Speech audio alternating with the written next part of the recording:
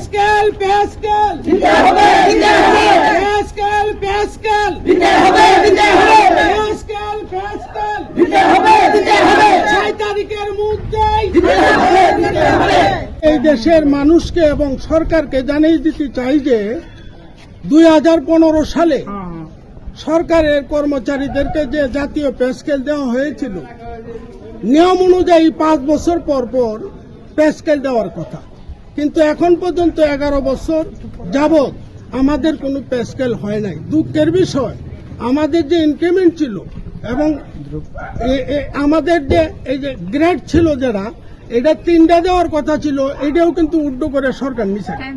আমরা টাইম স্কেলের কথা যে কথাটা বারবার বলতেছি, টাইম স্কেল পর্যন্ত আমাদের এই আমলিক সরকারের আমলে একটা শুভঙ্করের ফাঁকি ছিল পে স্কেলের মধ্যে, সেই পে স্কেলে টাইম স্কেল পর্যন্ত আমরা উল্টো করে নিয়ে গেছে।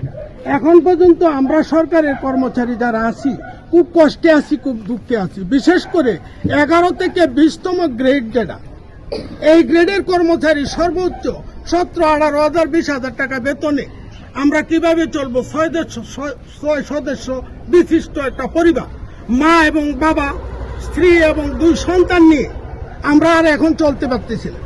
আমরা এখন এমন অবস্থায় গেছে, গ্রামে দোকানে আমাদের গেলে আমাদেরকে দোকান ভাড়া প্রতি মাসে 3,000 টাকা হয়। লজ্জায় আমরা এখন আর মুখ দেখাইতে পারতেছি না। আমরা গ্রামে গঞ্জে এখন যাইলে আমাদেরকে আর ইজ্জত দেয় না।